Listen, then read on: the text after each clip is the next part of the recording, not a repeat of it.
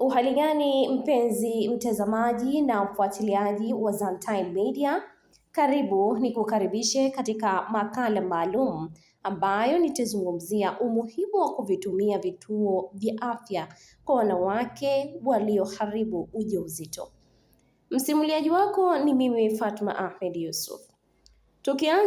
Kwanza tuangalie, unafahamu nini unaposikia mwanamke aliyeharibu ujauzito?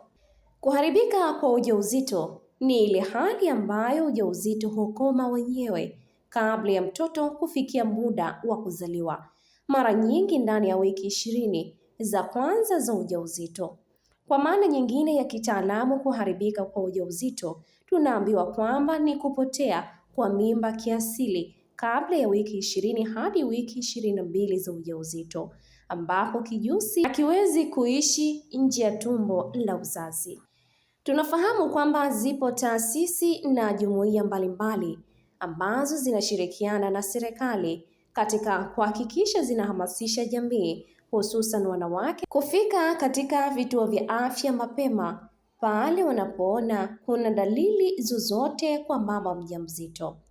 Leo hii tukizungumzia jumuiya ya uhamasishaji na utoaji wa misaada Zanzibar, yani PIRO, ambapo nimepata nafasi ya kuzungumza na mkurugenzi kutoka katika jumuiya hiyo, na tutapata kumsikiliza kwa kina kuhusiana na jumuiya hiyo na kazi wanazozifanya kama hapa anavyotueleza.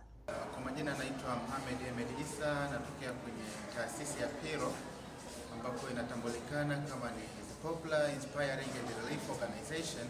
Ni taasisi ambayo ni taasisi pevu kwa sasa, kwa sababu imeanzishwa toka mwaka 1977 ambapo ilianzishwa kule kisiwani Pemba, na ilikuwa ni kama wakala wa kuweza kuwasaidia wananchi katika kisiwa cha Pemba.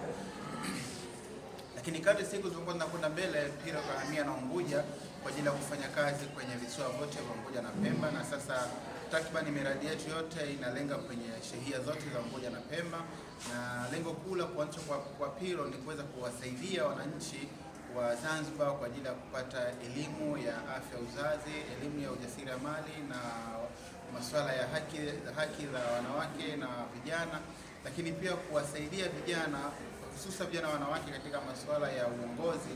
Lakini vile vile tunapambana na mabadiliko ya tabia nchi na kuangalia namna kuweza kuwawezesha vijana na kuwasaidia ili kuweza kujikwamua na hali ngumu za kimaisha. Lakini pia kwenye kipengele cha afya ya uzazi, PIRO tumejikita kwa ajili ya kusaidia jamii, hususan wanawake ambao wanakabiliwa na changamoto mbalimbali za kiafya. Tumekuwa tukifanya mafunzo ya namna gani ya kuweza kutoa huduma baada ya kuharibika kwa mimba.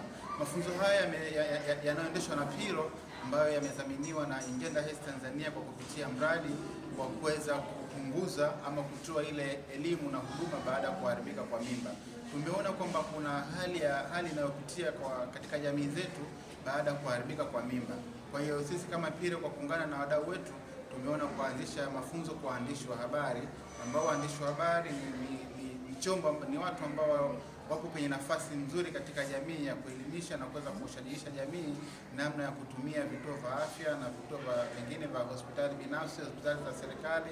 Lakini pia tuna vituo vya huduma rafiki kwa vijana, ambao tumeona kuandaa mafunzo haya ya waandishi wa habari namna ya kuweza kushajiisha jamii, kuandaa nakala, kuandaa viperushi na mambo mengine ambayo yatasaidia kuweza kutoa elimu kwa wanajamii namna ya kuweza kutumia vituo vya afya baada tu ya kuona kwamba kuna dalili yoyote ama viashiria vya kuharibika kwa mimba.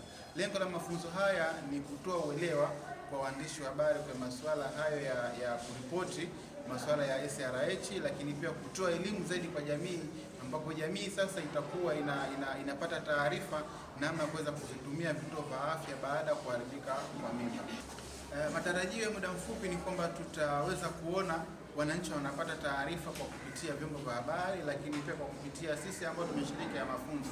Lakini matarajio ya muda mrefu ni kuweza kupunguza vile vifo vya mama vinavyotokana na swala zima la uzazi, lakini pia kuweza kuona sasa kuna vipindi mbalimbali vinaandaliwa, aidha ni kwenye radio, kwenye TV, kwenye magazeti na kwenye sehemu nyingine, hususan kupitia vyombo vya habari, lakini pia kwa kupitia social media. Tutaona kwamba kuna makala mingi ambazo zinatoa elimu sasa namna ya kuweza kutumia hizi huduma ambazo zinatolewa katika vituo vyetu vya afya vya Unguja na Pemba. Mtazamaji wa Zantime Media, kama tulivyomsikia mkurugenzi huyo kwamba jumuiya hiyo inatoa mafunzo kwa watu mbalimbali wakiwemo hata waandishi wa habari. Waandishi wa habari waliopatiwa mafunzo hayo nao walikuwa na haya ya kuzungumza.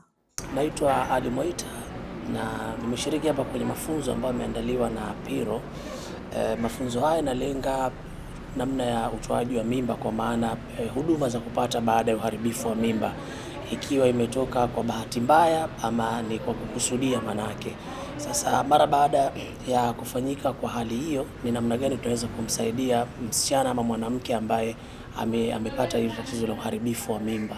Mafunzo haya ni muhimu kwa maana ukijaribu kuangalia kwenye jamii zetu swala la uharibika kwa mimba linatokea, lakini namna ambavyo sasa tunaweza kutibu manake ni kwenda kwenye vituo vya afya kupata huduma sahihi na si kutumia huduma zile ambazo zinaweza kuhatarisha maisha yake. Kwa maana wakati mwingine tunasikia watu wanafanya baada ya kuharibika kwa mimba anatumia miti shamba katika kuona namna ya kujisafisha, jambo ambalo linaweza likasababisha hatari kwenye mfumo wa afya yake. Kwa hiyo ni muhimu kutumia vituo vya afya ili kuhakikisha kwamba unapata huduma za kitabibu kwenye kutibu tatizo lile la uharibifu wa mimba. Mimi naitwa Liuthar Masoud, natokea Women Children Welfare Supportive Association, lakini pia ni mwandishi wa habari, ni mwanaharakati wa wanawake na watoto. Ukiangalia katika mafunzo tuliyopata, takwimu kubwa ya uharibifu wa mimba yani imetoka kutoka East Africa mpaka kuwa ni Tanzania peke yake. Manake kwa sisi ni wahanga wakubwa Tanzania wa uharibifu wa mimba. Kwanza mimi kiupande wangu nitatoa elimu kwa wasichana na wanawake, kwanza kupunguza na kujua athari za uharibifu wa mimba, kwa sababu ili kushusha hii idadi ni lazima watu wawe na elimu sahihi ya madhara, athari pia na faida. Kwa sababu wasipokuwa na elimu sahihi, manake ndio tutakuwa na ongezeko kubwa la hizo unsafe abortion au uharibifu wa mimba ambao usio salama.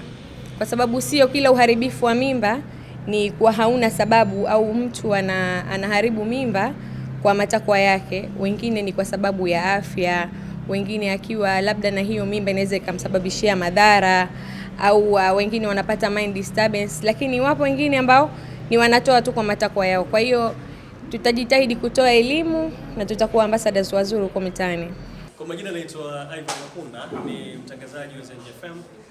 Tumepata fursa kubwa na muhimu ya kuweza kupata mafunzo haya ya masuala mazima ya afya ya uzazi, ambayo ni janga kubwa sana kwenye jamii yetu. Kwa sisi kama waandishi wa habari, kwetu ni fursa kuweza kufikisha habari hii kupitia kalamu zetu, lakini pia kwa kuandika makala mbalimbali na kutoa vipindi mbalimbali, kwa sababu tumeona kuna mwamko mdogo na uelewa mdogo kwa jamii kuhusiana na masuala mazima ya afya ya uzazi, hususan kwa vijana, lakini pia kwa wanawake ambao wanapata kuharibika kwa ujauzito. Kwa hiyo inapelekea wengi kutumia njia ambazo sio salama, mwisho wa siku zinapelekea madhara kwenye jamii, ambayo inaenda wakapata bakteria na virusi vingine kupitia njia ambazo wanatumia ambazo sio sahihi. Kwa hiyo hii ni fursa kubwa kwa sisi kwenda kutoa elimu kwa jamii kwamba wafike kwenye vituo vya afya ili wakapata matibabu yaliyokuwa sahihi na kuzuia maambukizi, lakini pia vifo vya mama pamoja na mtoto. Naitwa Atika Mosi, ni mwandishi kutoka Tumbatu FM.